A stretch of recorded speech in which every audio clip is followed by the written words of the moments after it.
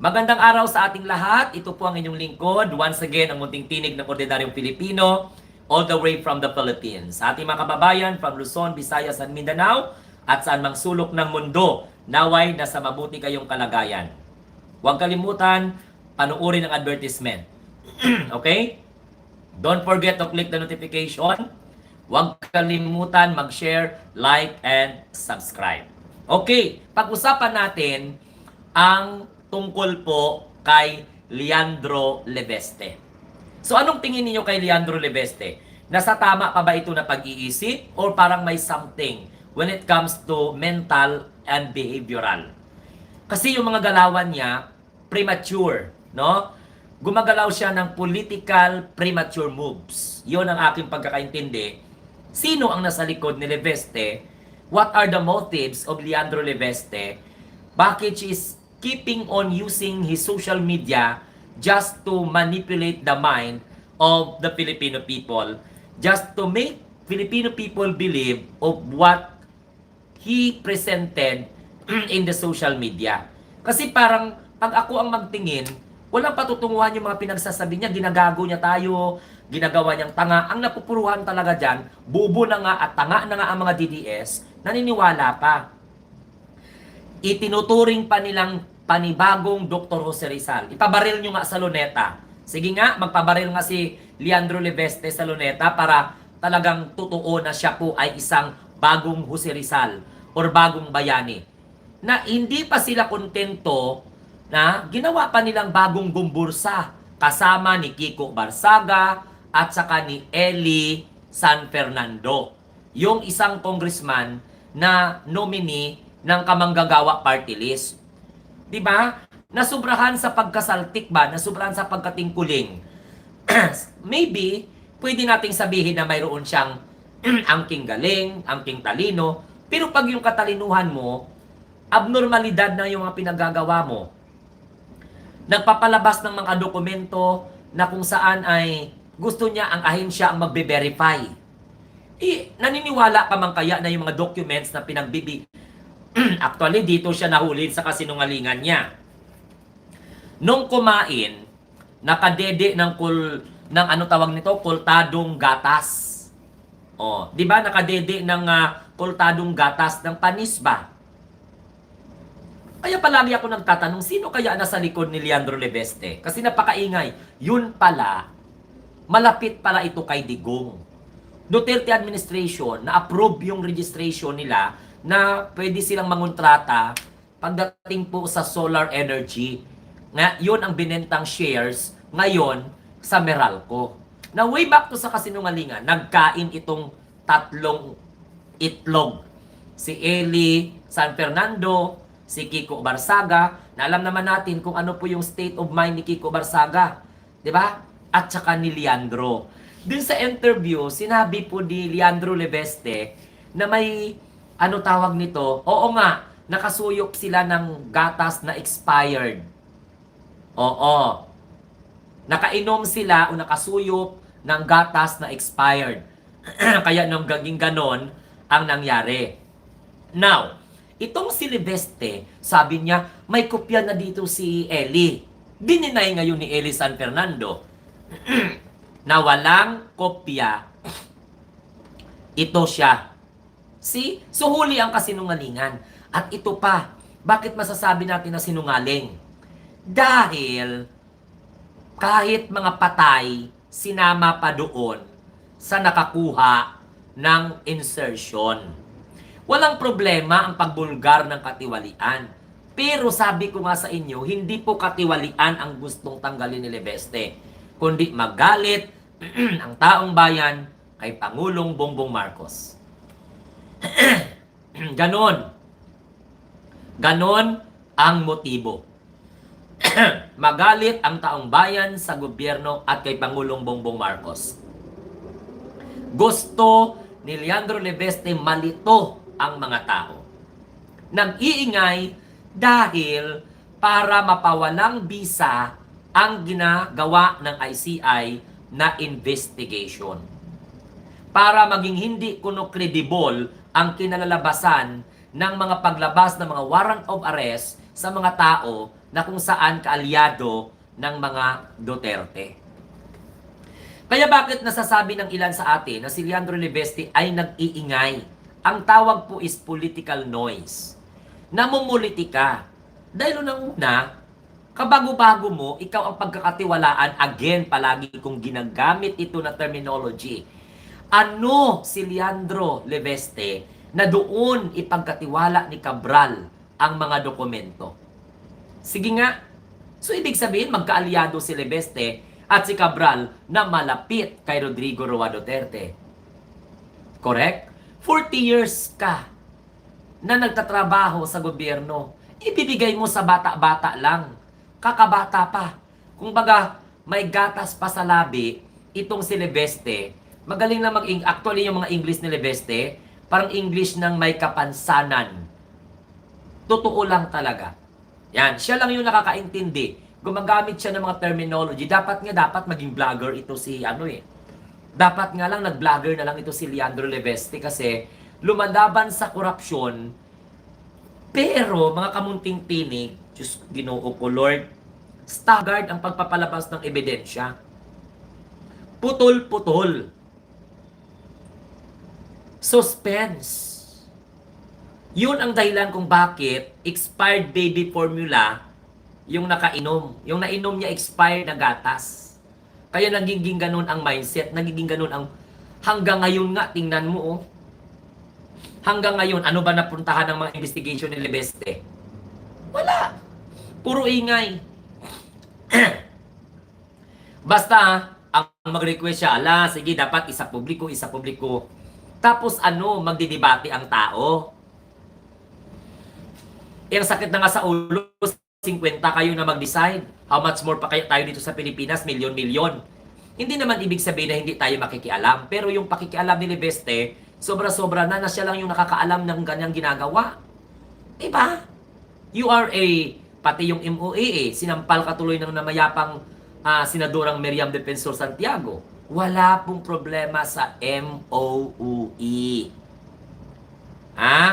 Sa Maintenance Operation Expenses. Wala pong problema dyan. Magdagdag bawas lang yan dyan. Siyempre, kapag i-accumulate mo, ilang milyon na talaga yun sa loob ng isang taon. Pondo yan, pinapasahod yan sa mga staff ng senador. Kasi ang mga staff ng senador, hindi po yan pinapasahod ng Senado. Ang Senado ay nagbibigay ng pondo para ipasahod ng mga ng mga senador. Kaya pwede kang mag-hire ng 5 o 10, 30 na staff. Depende sa'yo. O magrenta ka pa ng mga satellite office mo kung maliit lang yung opisina mo dyan sa Senado. Sinabi mismo yan ni Senador Miriam Defensor Santiago. Nabalik tayo sa pag-iingay ni Leveste. Ano ang benepisyo nito? Wala. Nag-away-away lang tayo dahil sa mga ganyan. Dahil kahit nga si Leveste hindi sigurado sa dokumento na kanyang pinapalabas. Correct? So ngayon, yung sinasabi niya na may hawak ng mga dokumento na hawak niya, na hawak din daw di umano ng DPWS, lahat na lang may hawak, nag-deny. Huling-huli sa kamera, pinabulaanan ni San Fernando na may hawak siyang dokumento na hawak ni Leandro Leveste. Pero, itong mga Duterte Dead supporters, ang tatlong ito ay abaw. Ginawa pong gomborsa. O di dapat kayo ipagarote. Kung ganun lang naman pala. Sko, nakakahiya kayo na mga Duterte Dead supporters na tawagin yung bagong Jose Rizal, yung si Kiko Barsaga. Tawagin bagong Jose Rizal. Si Leandro Leveste. Ano bang kabayanihan ng ginawa nila? Kasaltikan siguro mayroon. Maniwala kayo yung ginagawa ng dalawa, dagdagan pa ni San Fernando, kabayanihan. Na kung saan, hindi po kabayanihan yun. Ingay po yun. Gets ninyo? Ingay po yun. Kaya dapat itong si Leandro Leveste, kung tutunay siya na lumalaban sa korupsyon, actually nga, kinikriticize ni Leandro Leveste ang budget. Pero yung nanay niya na si Loren Ligarda, tuwang-tuwa sa pagpirma ng Pangulo ng 2026 budget. Oh. Di ba? Si Senadora Loren Legarda natutuwa sa pagpirma ng Pangulo sa 2026 budget. Si Leandro Leveste kino-question ang 2026 budget. Wala mang problema kung mag-question, pero anong motibo mo na mag-iingay ka lahat-lahat na lang? Sasabihin mo doon, nag-ingay lang talaga siya kasi nag-expose lang siya ng wala siyang gagawin. So, Leandro Leveste, let us think kung ano po yung mga dapat. Dapat may mga staff siya, dapat galingan niya yung pag-research niya, magsampa siya ng kaso. Yan lang. Ang problema kasi halos pinaratangan na ni Leveste ang lahat, umaray ngayon. Kaya nga, may nakaambang parang ethics complaint laban sa kanya. Paano mo niya nakuha ang dokumento? Kasi, imposibleng siya lang yung may alam. Tapos sabi niya, mayroong kopya ganito. Yun pala, yung tao sinabi niyang may kopya, nag-deny na wala daw pong kopya. Alam mo, si Leveste, gustong tumakbo ito ng pagkasenador. Ambisyoso to eh. Negosyante to na may pagka-ambisyoso. Kaya iba yung mindset. Kaya ngayon, nababasa na po ng taong bayan. He wanted to upgrade his political status. Sabi nga ng mga DDS, bagay daw na magiging vice president. May balak na tumakbo sa Senado yan sa 2028. Totoo po yan. Siyempre, last term na ni Loren Legarda. Am I right? Tama ba ako? Correct me if I'm wrong. Please, correct me. If I am wrong for stating the statement that last term na ni Loren Legarda. Kaya nga si Loren Legarda, sa totoo lang, tahimik. Siya yung papalit sa posisyon ni Loren Legarda. Pero, hindi siya mananalo. Hindi siya mananalo talaga. Lalong-lalo na, galit na ang mga loyalista sa kanya. Ay, totoo, last term. Last term ni, what we call this, Loren Legarda. Kasi, ang tagal ng ingay ni Leveste. Pero tingnan mo, walang comment si Loren Legarda sa mga pinagagawa ni Leveste. Diba? Mayroon bang ginawa si Loren Legarda? Mayroon ba sinusugan niya ba? Pinoprotektahan niya ba yung mga statement ni Leandro? Sinusuportahan niya ba? Parang wala tayong narinig sa kay Loren Legarda tungkol po dyan. Kaya nga po, mga kamunting tinig, ang galaw ni Leandro Leveste, kaduda-duda. Sino ang gumagamit sa kanya? Lalong-lalo na. Baka darating ang panahon, magkasama na sila ni Chavez Singson. Nagkasama na nga sila ni Eli Soriano, Eli San Fernando. Nagkasama na nga sila, ni Kiko Barsaga. Siyempre, kumbaga, si Kiko Barsaga, si Leandro Leveste, at saka si San Fernando, nag-isa ang lumabas, Chavez Singson.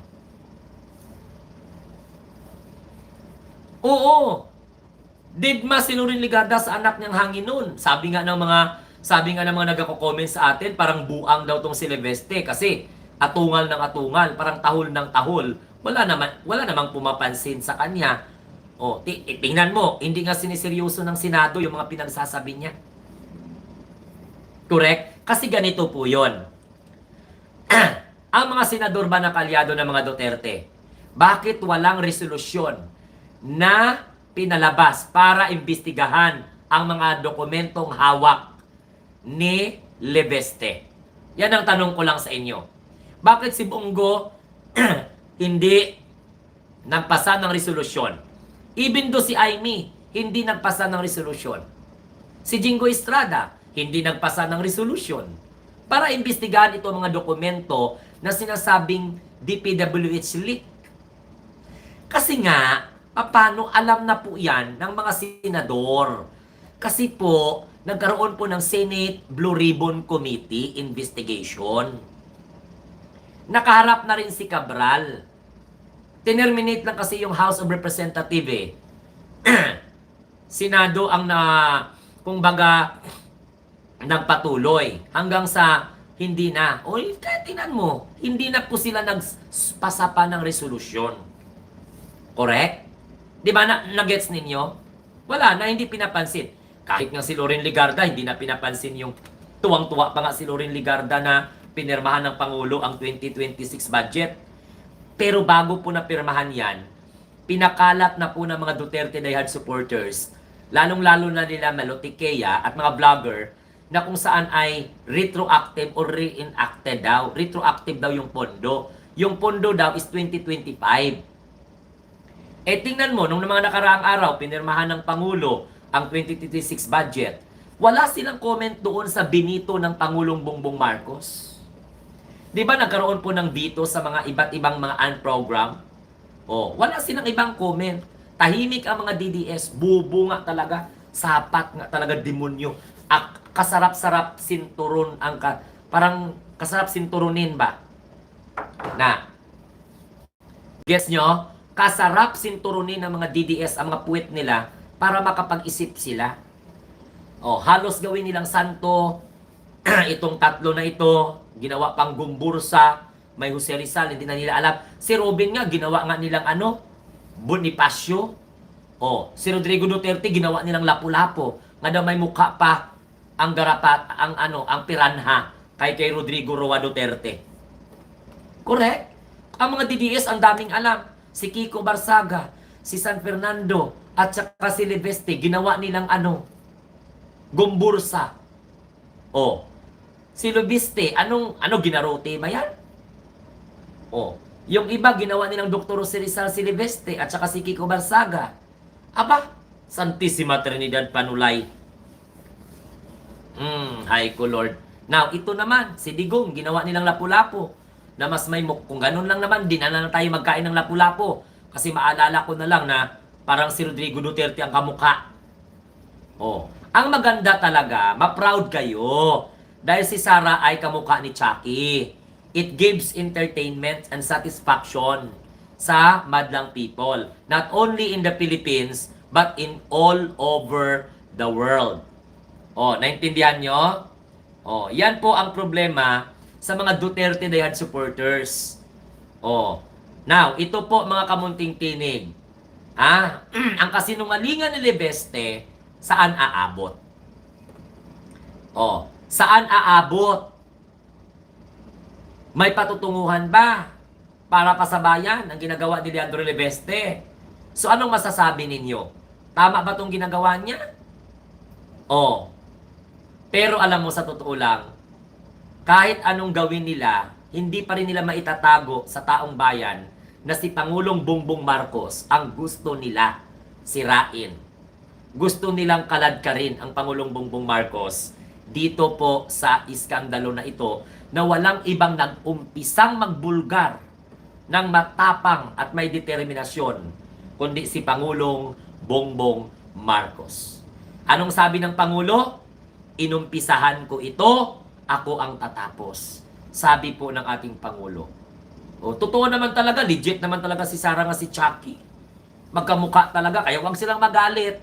Kasi alam mo kung bakit karangalan ni Sarang ihambing siya kay Chucky. Kasi si Chucky, alam mo, di ba? Napapangitan kayo kay Chucky? So, ganun po mga kamunting tinig, saan mang sulok ng mundo, mag-ingat tayo dyan. Si Chavez, San Fernando, si Kiko Barsaga, at saka si Leveste, mag-aano yan sila. Hindi pa rin sila yan titigil. Manggugulo at manggugulo at manggugulo yan sila. Okay? O, putak ng putak si Leveste, putak ng putak si Barsaga, putak-putak din ng putak si Chavez, dagdagan pa rin ni San Fernando. O, sa bagay, si San Fernando lang din man pala ang nagsampal kay Leveste at nagpapatunay na si Leveste ay sinungaling.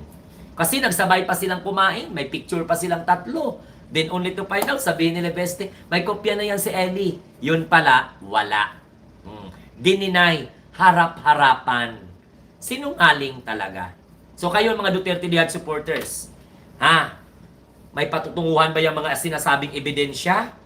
ni Leandro Leveste? Wala. Inuuto lang kayo niyan.